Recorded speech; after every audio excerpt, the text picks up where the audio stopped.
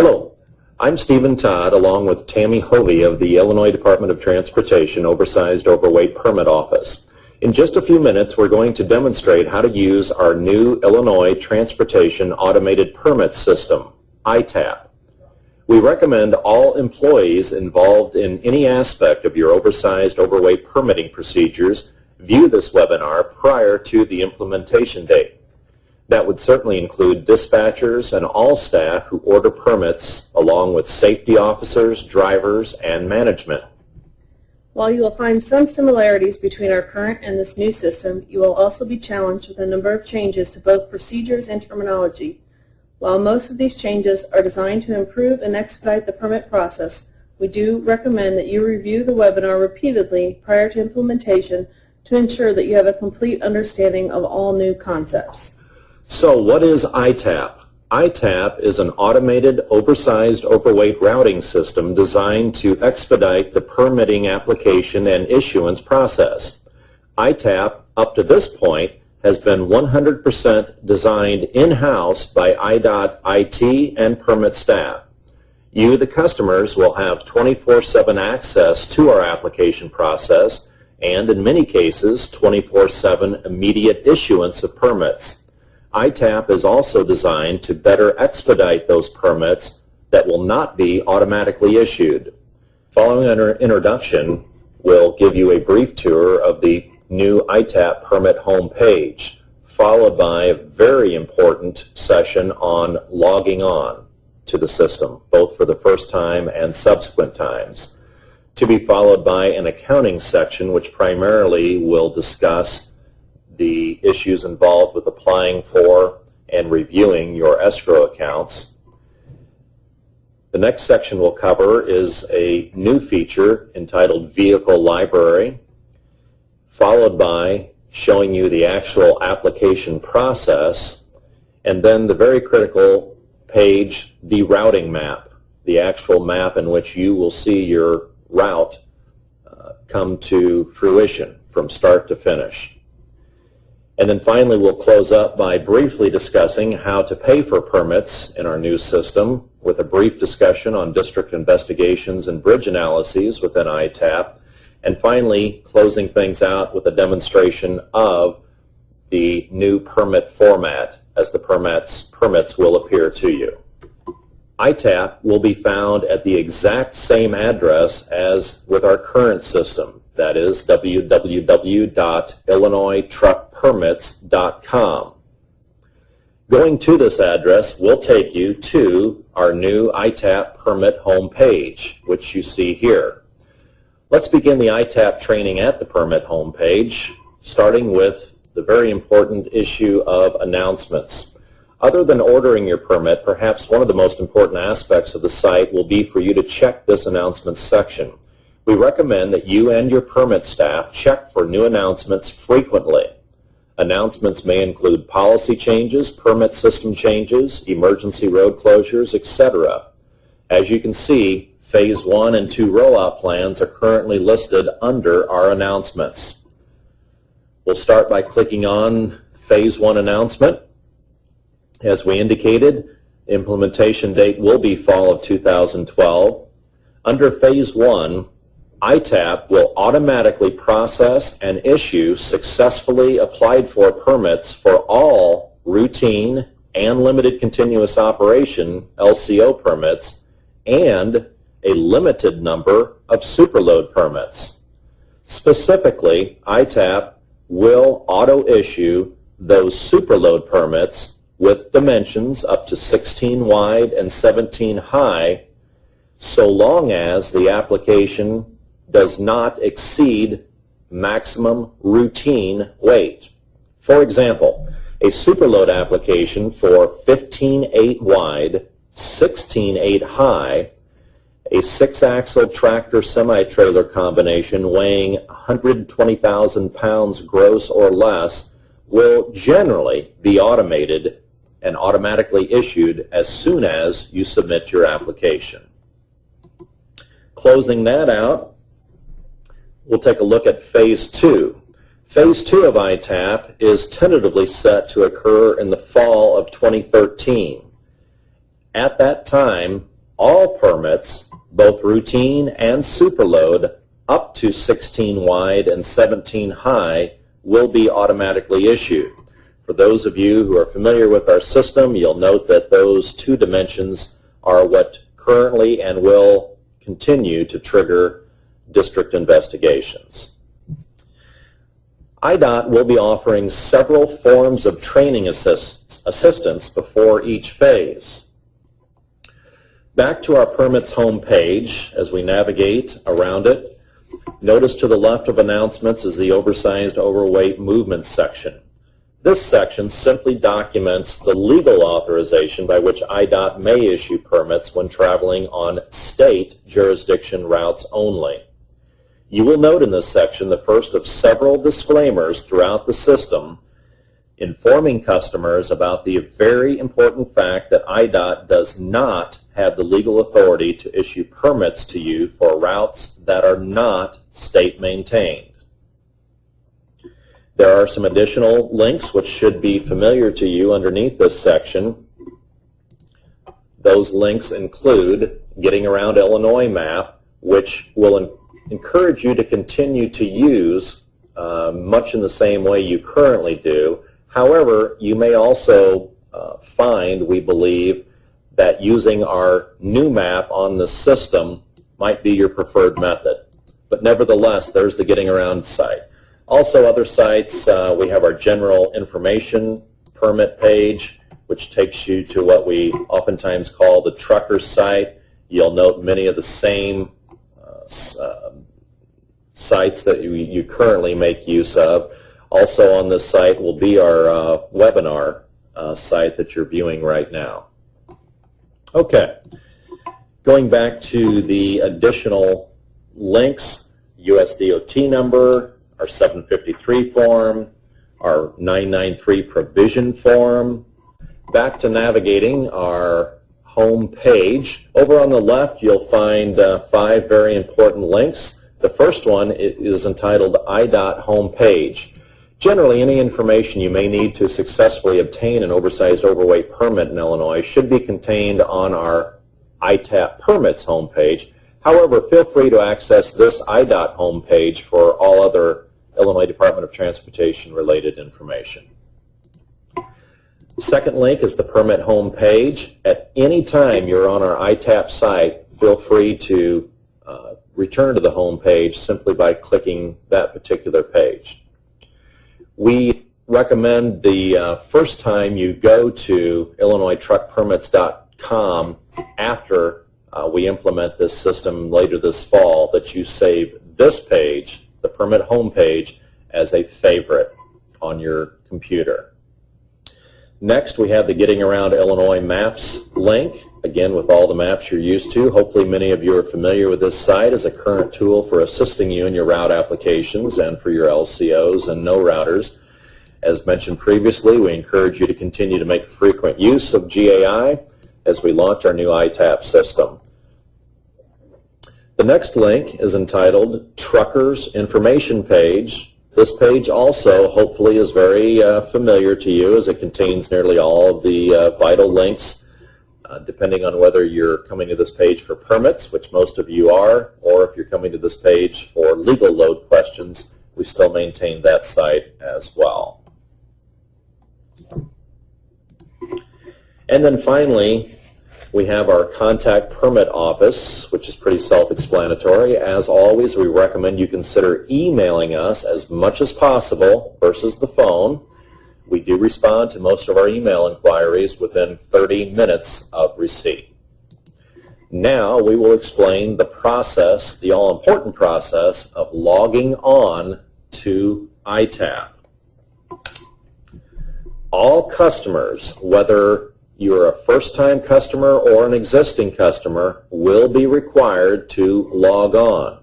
Depending on whether or not you're an existing account holder, that being bond or escrow, or if you are a non-account holder, we will demonstrate the steps you must take to log on to our new system. We're going to begin with existing account holders.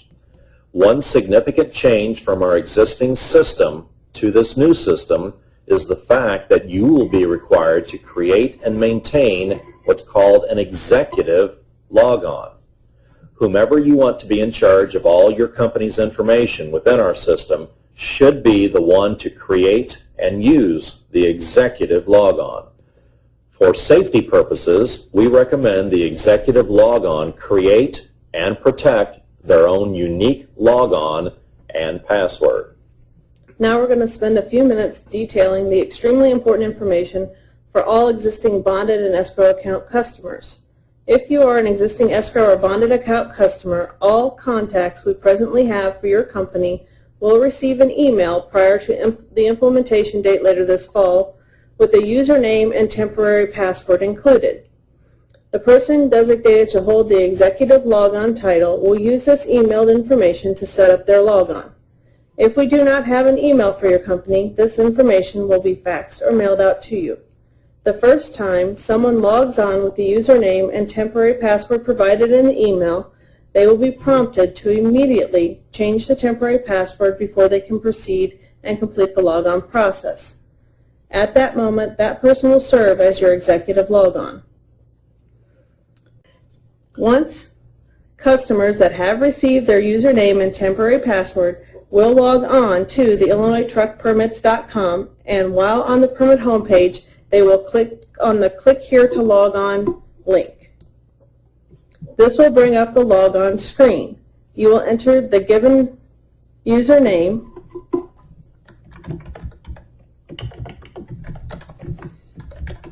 and temporary password that you received in your email. It is at that point that you will be immediately prompted to change your password.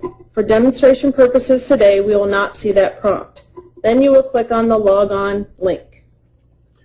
Clicking the logon will return you to the permits home page.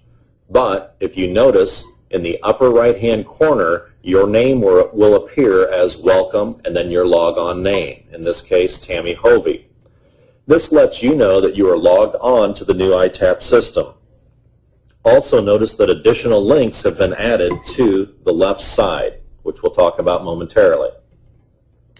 At this time, there are two extremely critical steps that each executive logon must do immediately after logging on for the first time. The first step you'll need to do is to, 1, verify the information under the account information link to ensure that it is all correct, and to verify information under the contact information link to also ensure it is correct.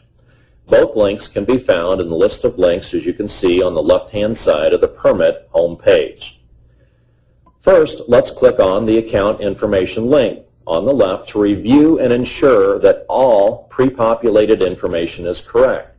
With the exception of the billing address section, this page is read-only. If you detect any errors in those sections, contact our accounting office immediately. Until those errors are corrected to your satisfaction, we'll recommend you use EFT, a new concept we'll explain later, or a credit card to purchase your permits. Within the billing address section, feel free as the executive to make any changes you wish. Information contained within this section will be used for all monthly billing statements and other accounting-related issues. At the bottom of the page, you can view all of your billing statements for your account by clicking on View in front of the invoice you would like to see. Now we are going to return to the permit home page and proceed to the second link. The second critical page a first-time executive logon must review is the contact information link. Click the contact information link on the left to review and ensure all pre-populated information is correct. The information on this page should be unique to the person who is logged in. So in this case, it should be the executive logon's information. Should you wish to make changes, you may do so as long as you are logged on as the executive logon only. Now we're going to return to the permits home page. We're going to log off as an existing account holder logon. To do so, you need to click on the link that reads Click Here to log off. All right, we have just reviewed the process for customers who are existing account holders, whether that be bond or escrow. Now we're going to turn our attention to demonstrate how those of you who are non-account holders will log on to ITAP for the first time. Non-account holders can either be customers that currently pay for their permits with a credit card, or they could be a new customer that either want to establish an escrow account or pay for their permits with a credit card. Speaking of payment methods, beginning this fall upon implementation, we are pleased to announce there will be a new method of payment for all non-account holders, known as electronic funds transfers, EFTs, in which you will be able to use a checking or savings account to directly transfer funds to pay for your permits. EFTs can also be used by account holders to add money to your escrow accounts. Okay, so for non-account holders, for your very important initial logon, you must click on the link, click here to create a new logon the first time you wish to obtain a permit on or after our fall implementation date. Doing this will take you to the Create a New Customer ID logon page.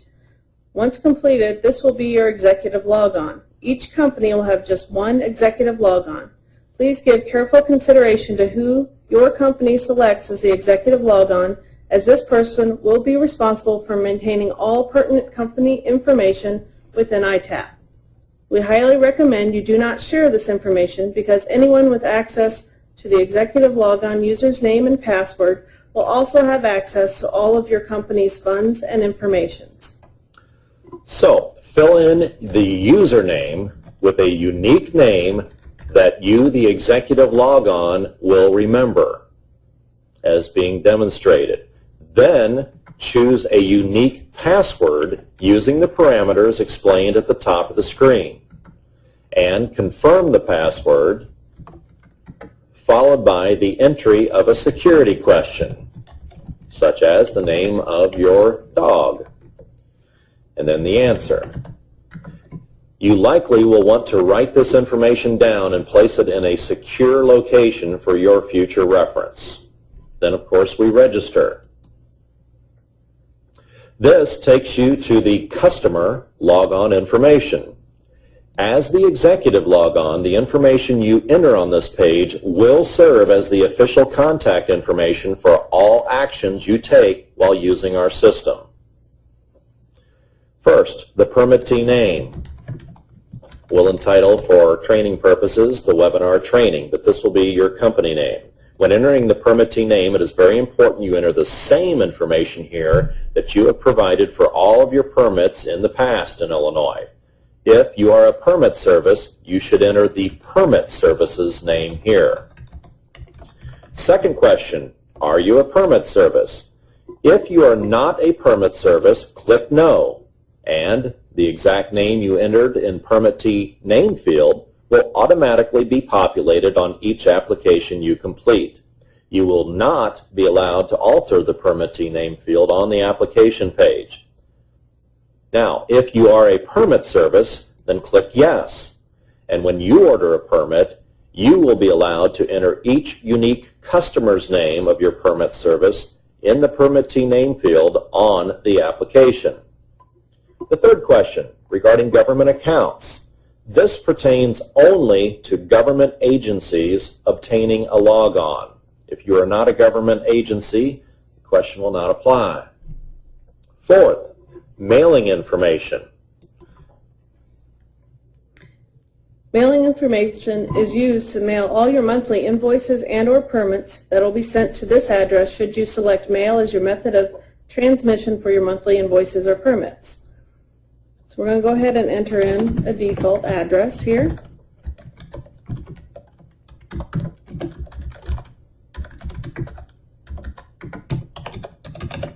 And then the contact information. This information needs to be the name of the person and phone number who will be contacted regarding any issues pertaining to the applications applied for when using this logon. In this case, it would be the executive logon. The executive logon can create what we call subordinate users in their account, and this information can be individualized when created. We will talk more about subordinate users later. Next is the email address field, which Tammy is entering.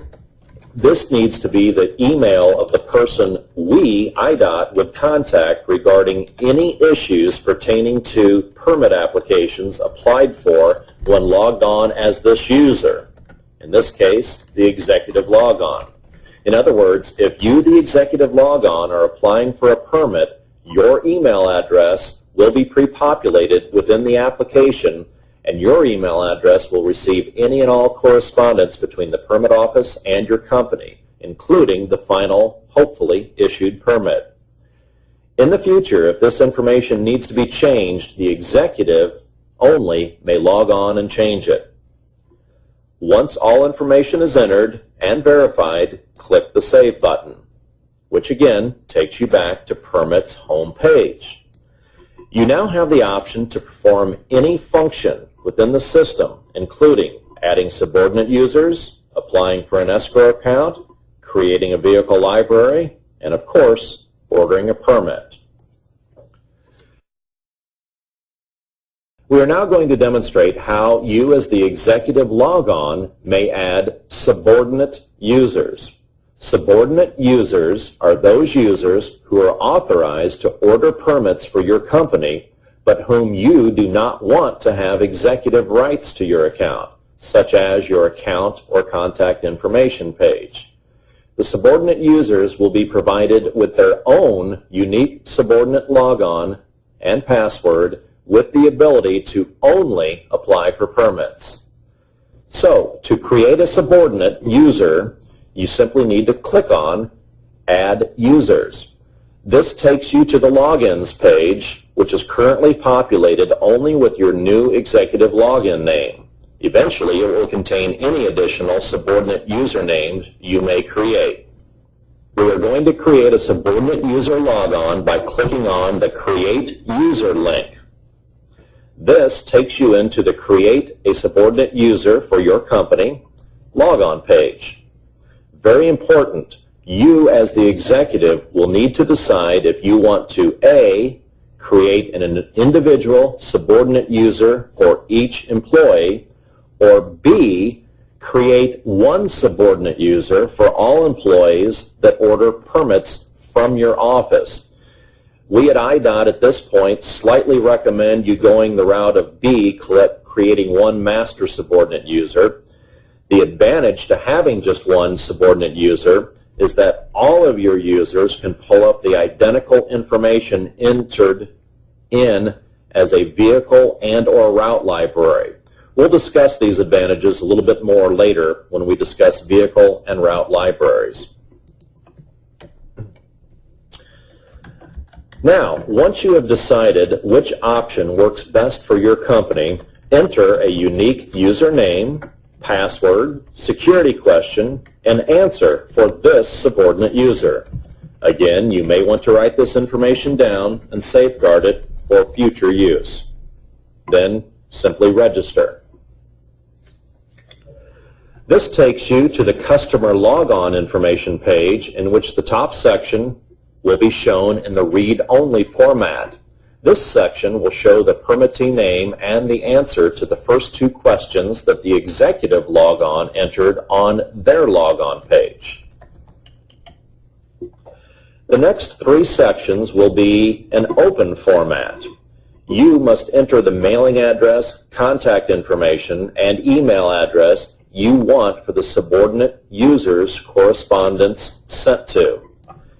If you elected to only create one subordinate user for multiple employees, which was option B earlier, each employee must change this information on each application they apply for to ensure receipt of their correspondence and permit.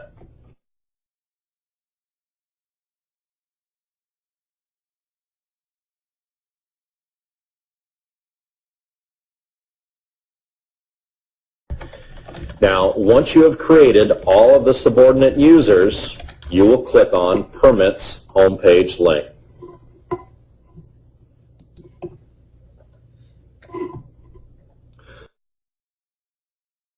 Next, we're going to talk about accounting, specifically establishing an escrow account.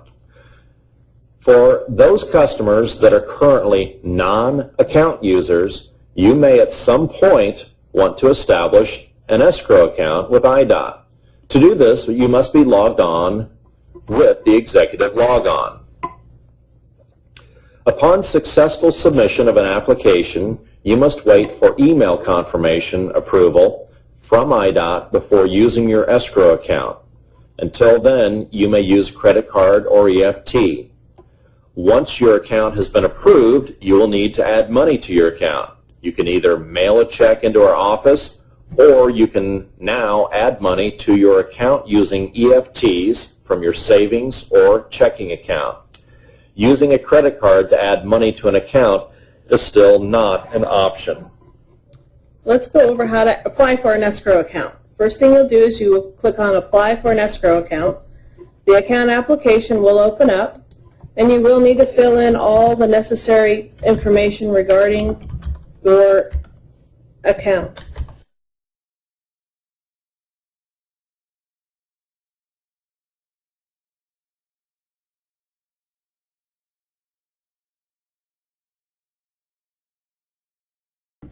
We do now require either an FEIN or Social Security number for the accounts, so you need to go ahead and enter one of those. You can choose here how you want to receive your invoices. You can either receive them via email, fax, or by mail. Email is probably the preferred type of way to receive your invoices. So you will want to enter in your email address. And then you want to enter in an alternate email address in case for some reason you're not able to get onto the email address you entered above.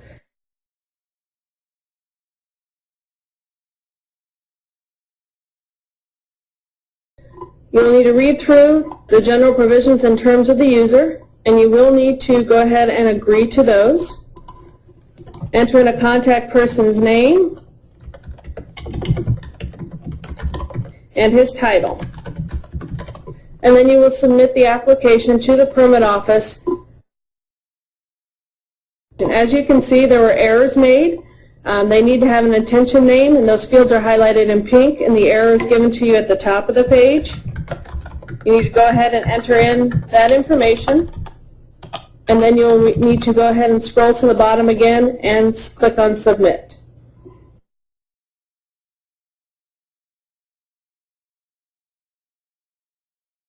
This will give you a reference number for your account application. Your account at that time goes to the permit office, and an accountant will review it. Once they've approved your account, they will go ahead and send you an email letting you know that your account has been approved and it is up and running for you to go ahead and add money to it. So after you receive that email, then you're going to go to the process of adding money to it. To save time, we're going to log back onto an established one, and I'm going to show you how to add money to your account.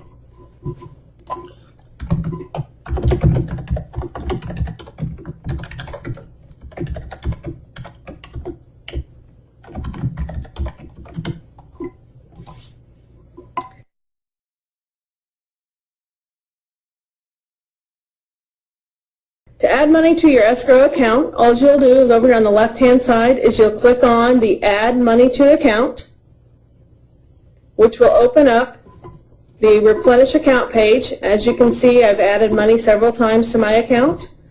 You will go ahead and click on Create New, enter the amount that you want to add to your account. You will need to enter a routing number from your checking account or your savings account, as well as your account number. You will need to enter the type of account it is. You can use the drop-down box to select checking or savings. You'll need to enter the name on your account, first name and last name in separate fields, and your billing zip code. Then you'll need to click on Save.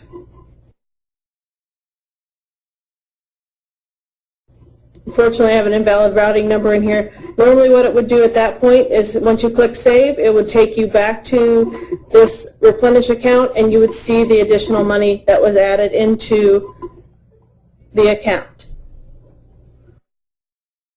At that point, you successfully establish an account in good standing with IDOT, and you can begin to order permits using your escrow account.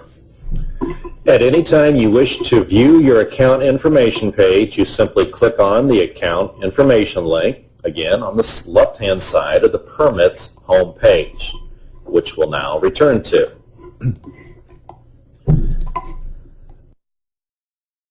Another task you may want to start either while using the executive logon or a subordinate user is to create a vehicle library.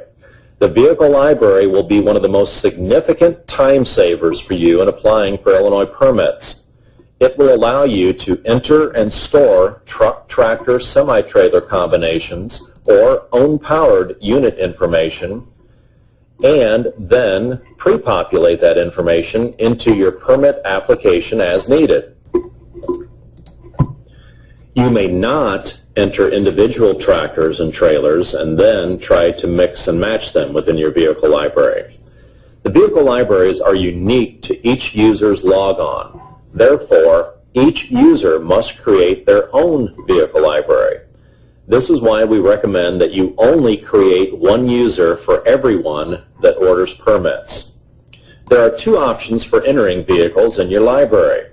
The first option is to enter a vehicle before applying for a permit. To do this, click on the Vehicle Library link when on the Permits homepage, then click Create New Vehicle in your library. This will open up the Create New Vehicle library for your company. Skip past the permit numbers box and the Get Data from Permit link and begin filling in the remaining boxes. Once everything is entered as you want it, click Save at the bottom of the page. This will take you back to your vehicle library and you will see your new addition.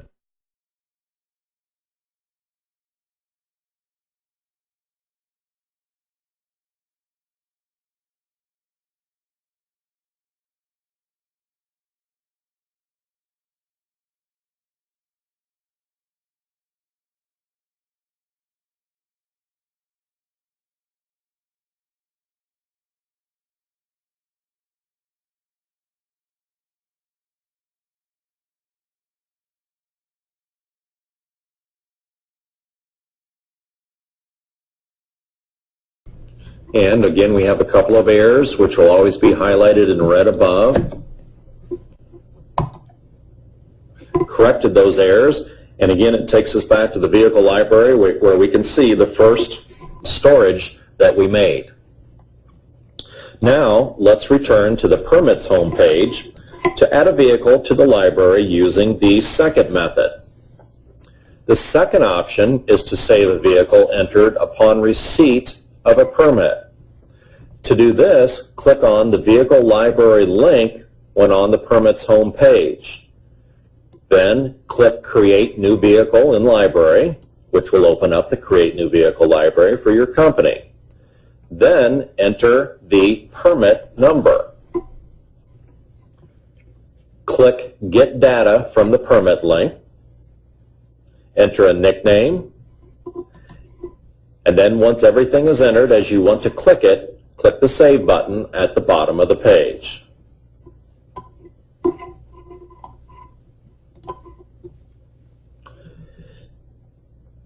Now, for the purpose of demonstrating the following links, we're going to log on as an existing customer.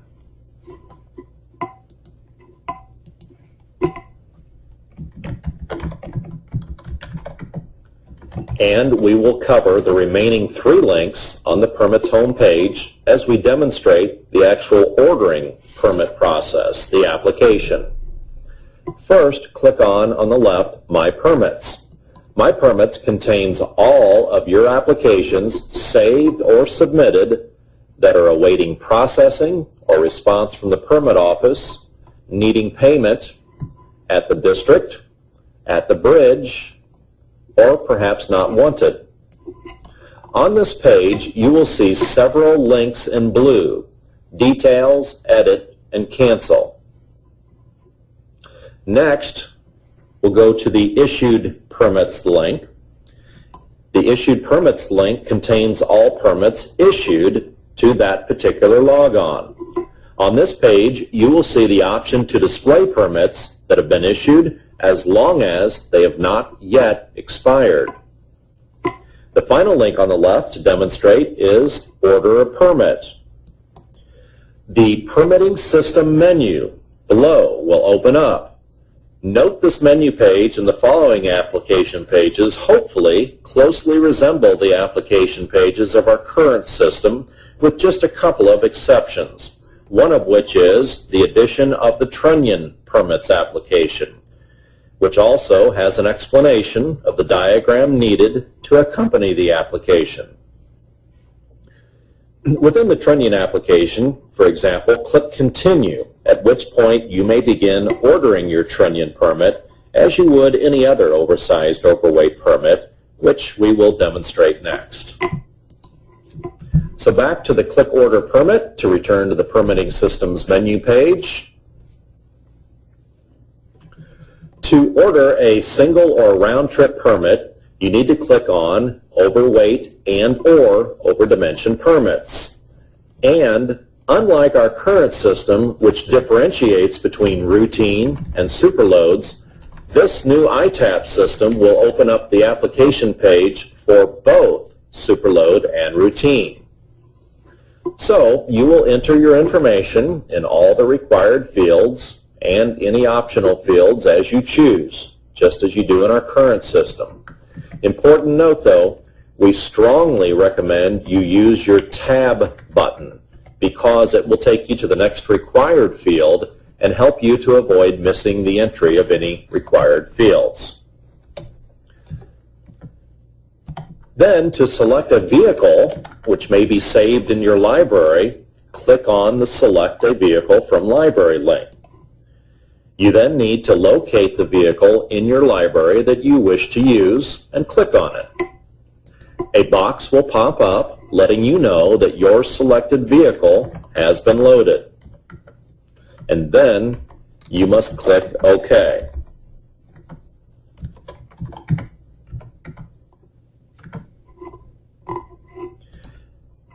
At this point, all of the necessary fields for that vehicle will have been pre-populated in the application.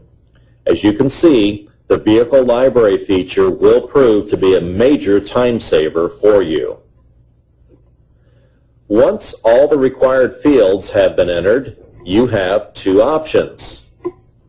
You can save your application as is by clicking on the Save link at the bottom of your application page, and then come back to it later to get around.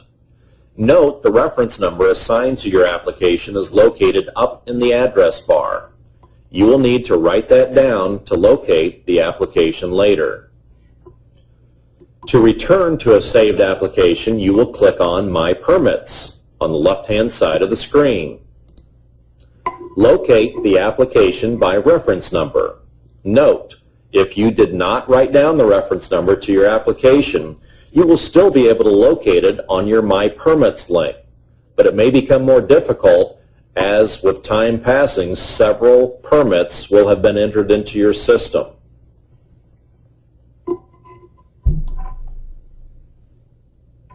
You may see one of the three following buttons. Details, which if you click on Details will show you a read-only version of your permit. You cannot alter anything on there. All you can do is just look at it. Then you can also click on the Edit button, which is what you're going to click on to continue. You can also click on the Cancel button if you should decide that you do not need this application before you want to process it. All of these links are in front of your reference numbers. Once an application has been opened by someone in the permit office, it cannot be canceled online, and this option will be removed. In that case, to cancel, you must wait until a permit has been issued and then follow the current refund procedure of mailing a copy of the permit to the permit office, postmarked prior to the effective date of the permit, and request that it be canceled and refund. Now the Edit link, you will click on. It will allow you to make changes to the application before submitting it to be processed in order in order to be processed. In order to make any changes, you will click on the Edit button, and then you must first verify that the effective date of your permit is still valid. Because once a permit has expired, you cannot edit it. If it has expired, you will have to re-enter all of the information again on the new application. So we're going to go in here into this application, and we're going to change the width of this permit to 12 feet.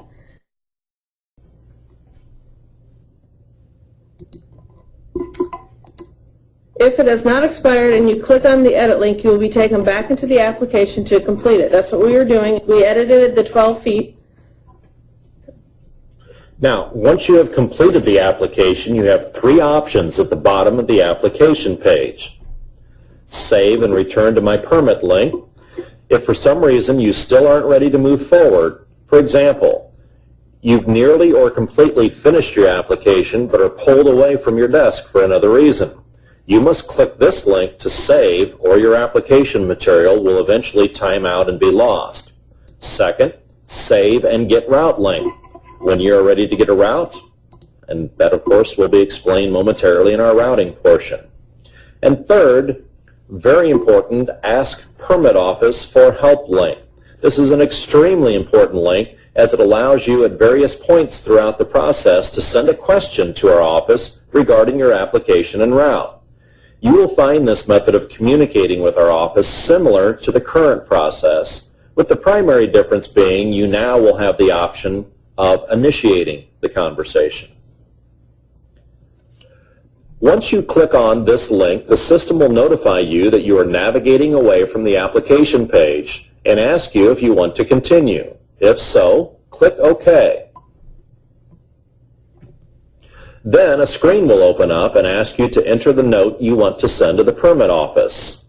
After doing so, you'll click Save to send your note to the permit office. You will then be returned to the permit home page. Similar to our current process, once your question has been responded to by the permit office, you will be notified by email. You may also want to click on My Permits after sending a note. And you will still find the reference number, but the edit option will be removed until someone from the permit office reads and responds to your question. You will also notice that the status of the permit has been changed to read Customer Response Required. Now, let's return to the Save and Get Route link. If you are ready to get a route, click on the Save and Get a Route button. If there are any errors within your application, the system will tell you what the errors are at the top of the screen. Those errors must be corrected before proceeding. Only after all errors have been corrected, then you may click on the Save and Get Route button again. If the application is free of any and all errors, the system will open the routing map. Perhaps the most significant change between our current system and ITAP is the routing component. At first glance, you probably notice the map appears somewhat similar to that which you've hopefully become familiar with on Getting Around Illinois, or GAI. And that is correct, with the exception of some new symbols, which we'll cover shortly. You'll also likely notice several new links, buttons, phrases, etc. on this page, which may appear confusing at first, but in time you will become very comfortable. Once on this routing page, you first, as you can see, are required to accept the conditions within the very important disclaimer box. By doing so, you are again indicating that you understand that IDOT is not responsible for any non-state portions of the route you may ultimately accept. You are stating that you understand it is your responsibility to obtain permits for all non-state roads on the stated route of your permit. This would include toll roads, local roads, and the Skyway. The Skyway, for example, is Interstate 90 from the Indiana line to where it meets up with Interstate 94 in Chicago at exit 59. Now, over the next several minutes, as we navigate the routing page, we will demonstrate precisely when local jurisdiction roads may appear as part of your tentative route. It's extremely important you fully understand this process because, as you know, failure to do so may result in fines of up to several $1,000s. So, we're going to click the disclaimer box to accept it. Now, note on the map, or the map on this page, while it's similar to getting around Illinois, is different with respect to symbols. Let's take a quick tour of the icons across the top of the routing page. To view the map legend, click on the toggle map legend icon located in the upper right corner that looks like a piece of paper with some bullet points. Going down through the legend, you'll notice origin and destination points along with waypoints, which we'll cover shortly. Then some new symbols, at least new as you're used to seeing them on the Getting Around Illinois map. Obstructions, vertical clearances with a yellow square. Permanent and temporary restrictions are now yellow, orangish circles and diamonds. And ton legal structures are now listed as triangles. Also, will be demonstrated shortly, the jagged red and blue lines will signify your tentative permit routes. And very important, as we'll demo shortly, any route within a green band is a local route, which again, you will be required to get permission. Then down below under Jurisdiction Legends, you should note these legends are similar to Getting Around Illinois.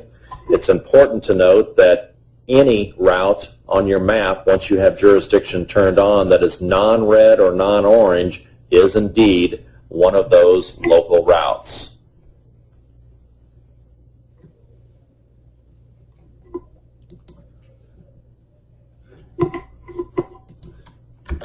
To eliminate the jurisdiction lines, you'll simply click on the jurisdiction again. Along the top of the map, you will see several icons, in addition to the ones we used above, the toggle map legend, jurisdiction, and find. There are three different map view icons. Road. Road, of course, is the default base map. It depicts only the roads. Next, as with Getting Around Illinois, you have an aerial view. This may be particularly helpful when attempting to identify specific origin destinations, researching unfamiliar structures, ramps, etc. And then finally, the hybrid, which we suggest using this link anytime you are using aerial, as it will overlay the names of all the routes and symbols over an aerial map. The next is the stop routing icon. This feature can be used at any time to stop the system when it is trying to find a viable route for your load. We'll demonstrate more on this later. The jurisdiction button at the top of the page on the left-hand side can also be turned on to show you specific jurisdictions of routes. So the lines that he went over in this toggle map legend, you would turn this jurisdiction button on to see which roads are state maintained, which roads are locally maintained. Scrolling across the top will now demonstrate the find option, which we used when explaining jurisdiction. Also, similar to Getting Around Illinois, this feature is used to zoom your map to a specific location by entering either A, a specific address and city within Illinois. As you can see, we're zoomed in now to our location here in Springfield on Dirksen. For best results, include the type of street included, drive, street, avenue, boulevard, etc., and the city.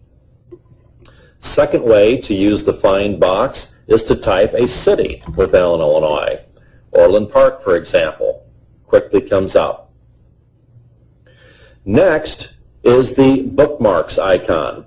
You can save frequently used starting or ending locations here, and then select it later from the drop-down list.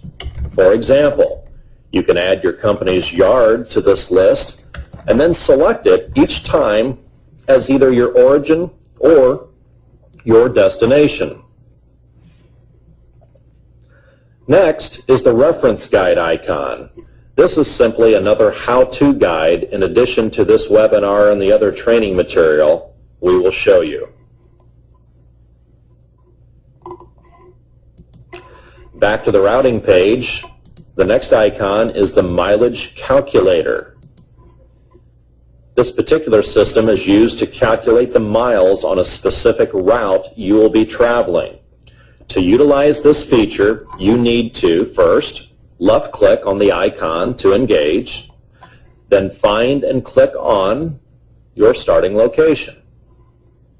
Drag the red line along the route and left-click to set the line, and then continue to drag to the next point along route and click, and continue this until you reach your destination, at which point you will then double-click at your destination.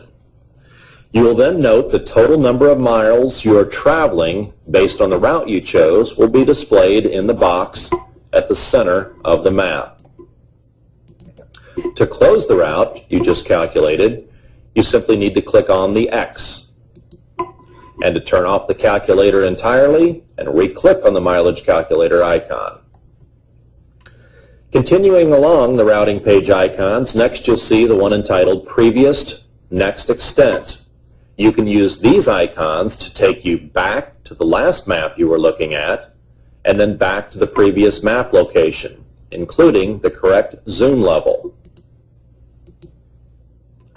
Next is the toggle full screen, which simply makes the map full screen if that's your choice. To return to a minimized screen, simply re-click the toggle icon.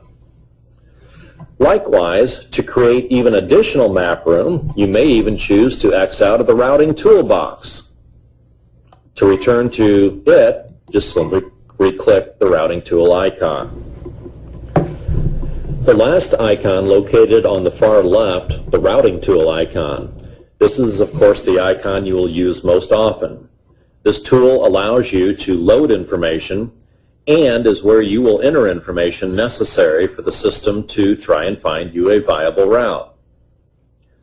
Once a route has been established, it will then show you the route in both the map and in the written form. Along the right-hand side of the routing toolbox, you will see 5 tabs: Routing, Directions, Local Roads, Load Save, and Help. Let's take just a few minutes to go over these tabs. First tab, Routing. This displays this Routing Tool tab and will return you to this box at any time you are in the routing component. This is simply the default tab that opens. Dimension weight information. Note at the top of the tool information from your previous application pertaining to dimension and weight is listed. Below that section, you'll note 2 links. The first, Ask Permit Office for Help. While you may select this option at any time to send a question to the permit office, we strongly advise you, in your first attempt to route your own permit, save your attempted route, which we'll demo shortly, then ask the permit office for help if necessary.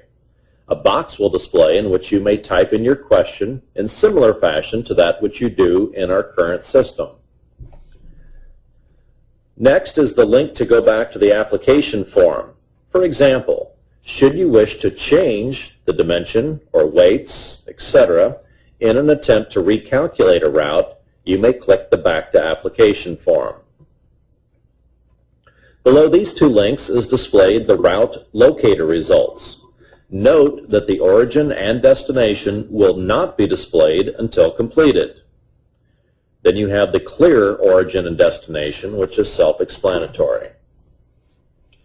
Below these 2 links is a series of route locator questions, which we'll cover shortly when we begin routing a permit.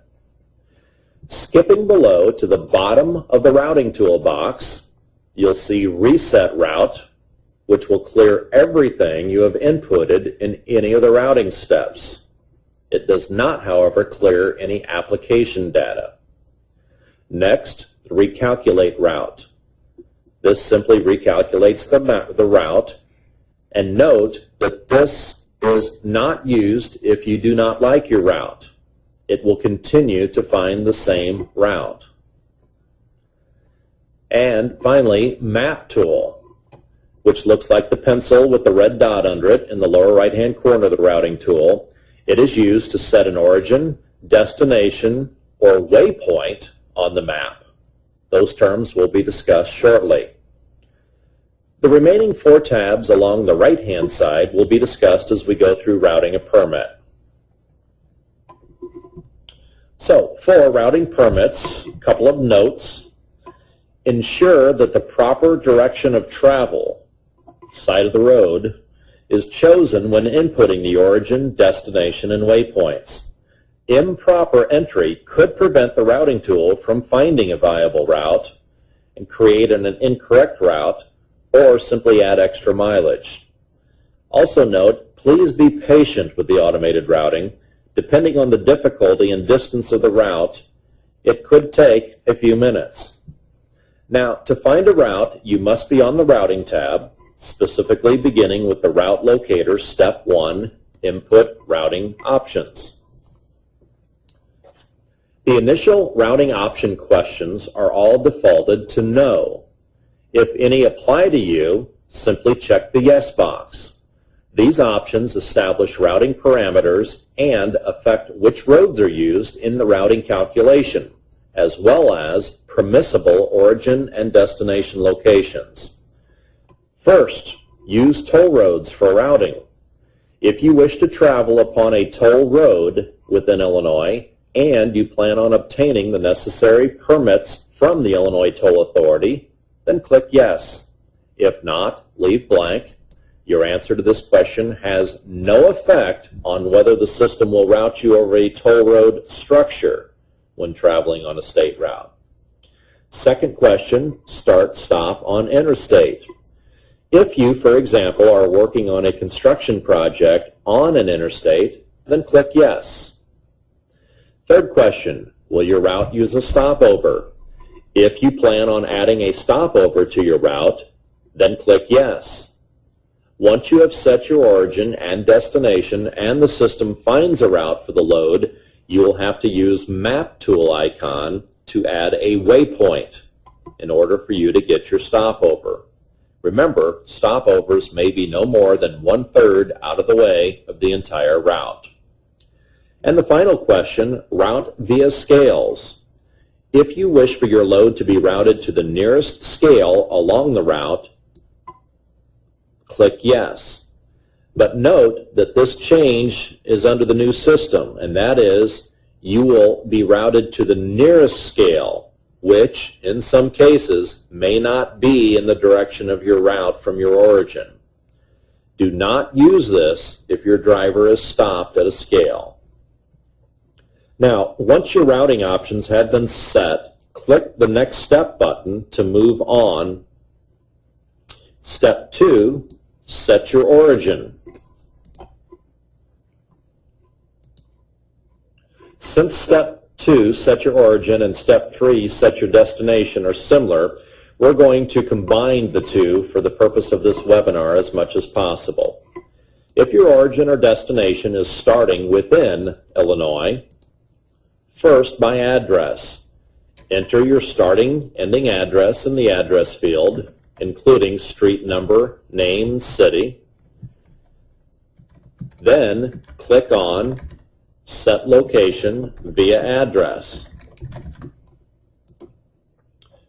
For the origin, once your origin is found, a green circle with a white X, as demonstrated here, will be placed on the map, and the routing tool will then move on to Step 3, set the destination. Once your destination is found, a red circle with a white X will be placed on the map, as demonstrated here, and the routing engine will now begin calculating your route, as you see with the yellow lines. If a route is found, as in the case here, a dashed red trail along the first leg of the route you will be traveling will be placed on the map. Had we done a round trip, which this is not, the second leg of the trip would have been marked by a dashed blue trail. If your route contains a local road, toll roads, or the Skyway, those local roads will be shown on the map in a green band, as you can see. That green band surrounds the dashed trails. Anytime you see this green band and you ultimately select this route, you are responsible for obtaining the local permission for those routes in the green band. If a route is not available, a pop-up box will appear, as you can see, and it will give you the options to use waypoints or clear the route. Waypoints, a very important term in this new system, will be discussed later in Step 4.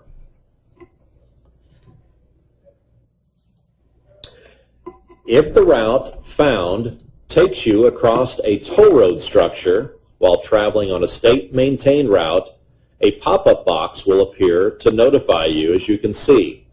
If you wish to obtain permission from the Illinois Toll Authority to cross toll structures, you will need to locate the structures your route is taking you across.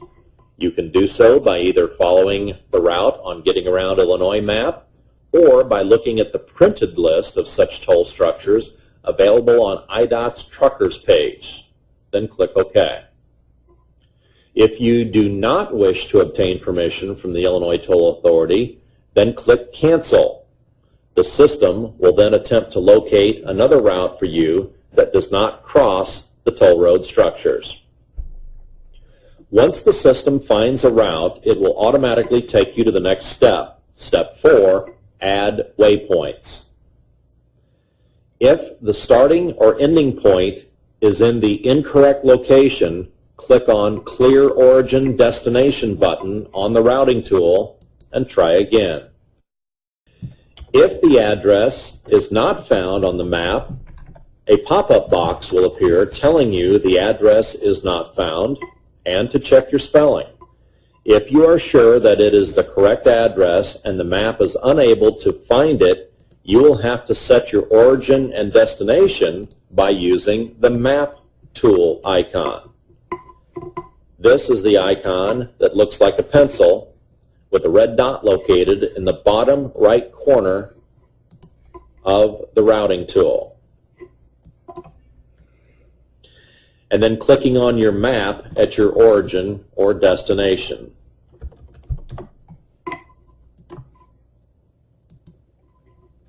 There you see the map tool demoed.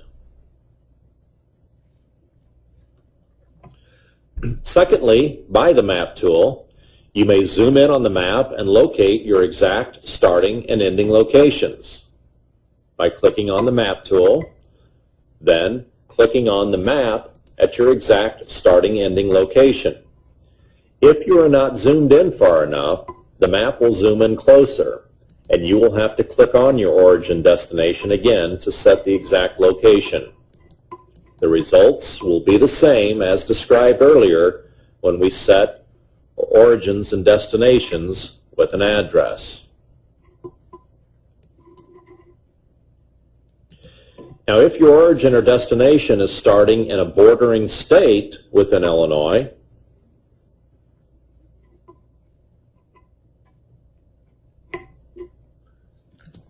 by border location, first,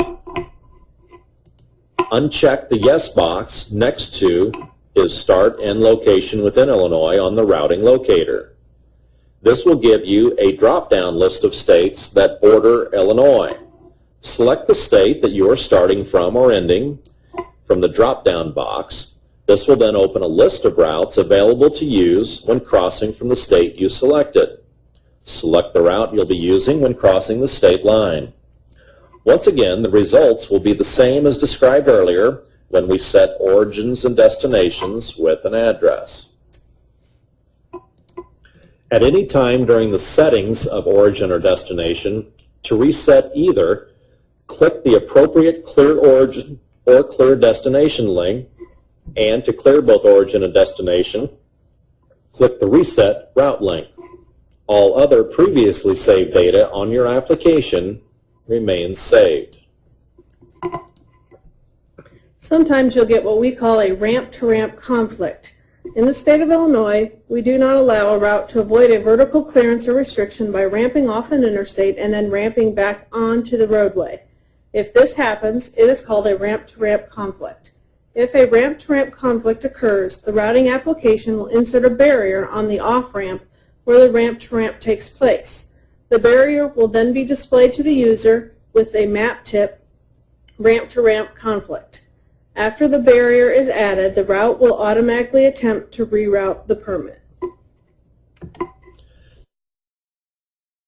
Step 4, very important new terminology.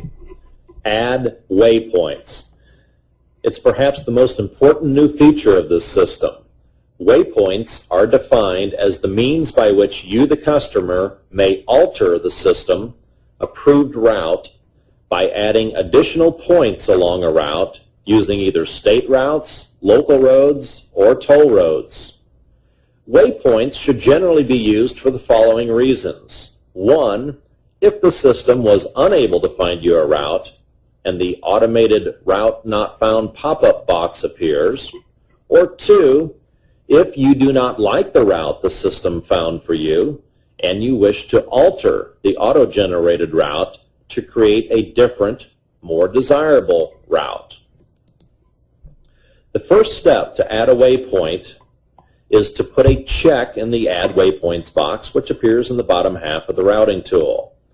If it is a single trip, you will be adding a waypoint to the first leg, then select First.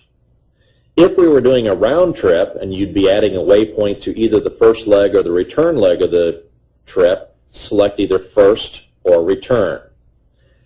Next is how you select where you want your waypoint to be located. You can then add waypoints in one of 2 ways. First, by address.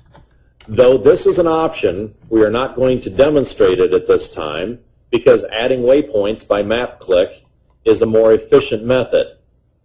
So, by map click, to add a waypoint, first zoom in on the map and locate the exact location of your waypoint. Then click on the Map tool. Then click on the map at your exact waypoint location. If you are not zoomed in far enough, the map will zoom you in closer and you will have to click on your waypoint location again.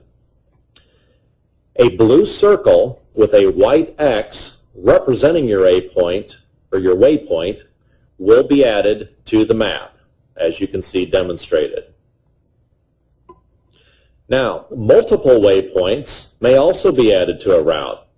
Remember, they will be routed in the order they were added. Following each waypoint added, the routing engine will again try to find you a viable route. You can also use the Stop Routing icon in conjunction with the Recalculate Route icon at the bottom of the routing toolbox when you need to enter several waypoints without having to wait for the system to recalculate a route after each waypoint is entered, as the system normally does. Finally, the routing engine will again try to find you a viable route using all of the waypoints you selected. Once an acceptable route has been found using the waypoints added, click on Next Step in the routing tool, which will go to Step 5, Finalize a Route. A couple of helpful hints at this point. Sometimes multiple waypoints may need to be added to change your route. Second, to clear all waypoints from the waypoint list and map, simply click the Clear All button. And to clear the last waypoint you may have added in a series of waypoints, simply click Clear Last. Step 5, Finalizing your route. This step allows you to view and accept the route the system has found. There are 2 ways to view the route given. First, by map. follow along the route along the map. Scroll out on the mapping page, and you should be able to view the entire route that has been approved. The legs of the route will be shown as discussed earlier. If you do not like the route given, click on either the Reject Route or the Reset Route to start the routing process all over again.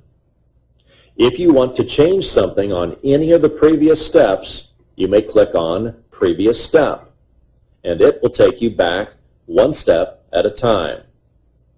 And if you approve of the route given, you will need to accept the route. The second way to view the route given is in written form.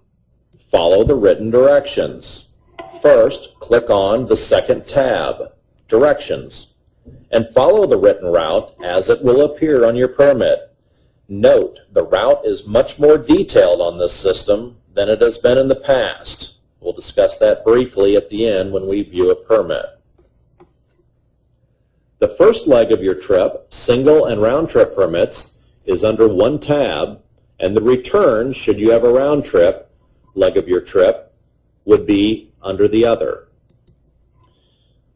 If your route includes a state route, a local route, tollway, or skyway, it will be noted as state, local, tollway, or skyway in front of the directions for that particular route. And of course, again, you must obtain the appropriate local permission. The third tab, Local Roads. This tab is used to list simply all the routes within your accepted entire route that require state, local, toll road, or skyway permission. Once the system has found an approved route that you will use repeatedly, you have the option to save that route in your route library, located under the Load Save tab. Then you can pull it up the next time you want to use it. Let's now go over how to save a common route. Under the fourth tab, Load and Save. This is another new feature designed to expedite your permitting process. It will be used to save common routes and loads them in for your next permit. Route Library contains a list of common routes created and used by you. First, click on the Load Save tab, enter a name for your route. Click on Save. The route, as you can see, will appear at the bottom of the saved route list. The next time you need that route, you'll simply click on the Load Save tab, find the name of the route you wanted loaded, and click on Load. If the route is for a specific job, for example, a wind farm job site, and the job site has been completed, you may simply click on the Load Save tab, select the route, and delete it by clicking on Delete. If you do not like the route given or want to change something, follow the steps given previously to do so.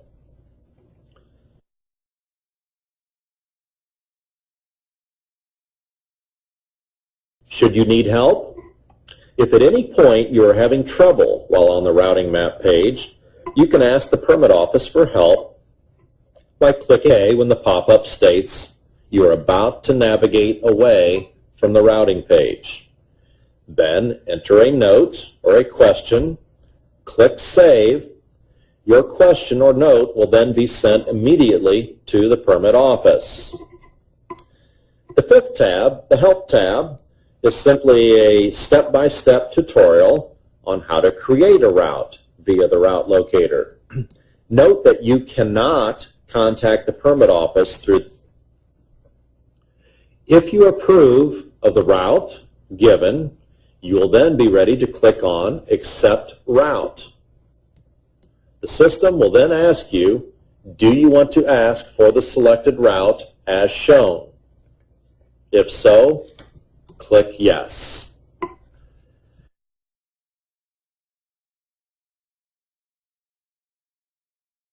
We will discuss a a few brief notes with regards to permit payment, bridge analyses, and district investigations. There are a few significant points to make about payments in this system versus our old system. In our current system, we ask all payment information up front. In this system, the form of payment is the last step prior to your permit being issued. In our current system, you may pay for your permits with a bonded account, an escrow account, or by Visa or MasterCard. In our new system, no new bonded accounts will be established, so only those with current bonded accounts can use them as a form of payment. You may also pay with an escrow account, by Visa and MasterCard, and now you may pay with EFT, which allows funds to be electronically withdrawn from your checking and savings account. We will cover payment methods in a more detailed fashion in the live training sessions and in the live webinar later this fall. For example, once we accepted the route, the system automatically took us back to the payment page shown here. You will click on the form of payment that you want to use and click Submit. If your application does not qualify for the auto issue permit, you will be issued a reference number, and once the application has been looked at in the office and approved by the permit office, you will be sent an email, and then you will need to log back into My Permits and click on the Pay link to pay for your permit application. Now, as for the subject of bridge analyses and district investigations, while there will be a few minor changes made internally on our end for that process, for you, the customer, you'll see little, if any, change. And because of that, for the sake of time, we'll discuss more about bridge analyses and district investigations under the new system in subsequent in-person training and our live webinar. Finally, the last portion of this training webinar, we would like to demonstrate to you and unveil for you the new permit format, and it certainly has a number of changes. First, the new permit will undoubtedly, in most if not all cases, be longer. That is, perhaps 2, even 3 pages at times, depending on various notes and such. First significant change in the upper right-hand corner of our new permit will be the way we number our permits. All superloads or routine permits will be differentiated by either an S for superload or an R for routine prior to the permit number. Below that will be various contact information, to whom the permit was issued to the right, the effective dates and such, and total miles, a new, hopefully helpful feature.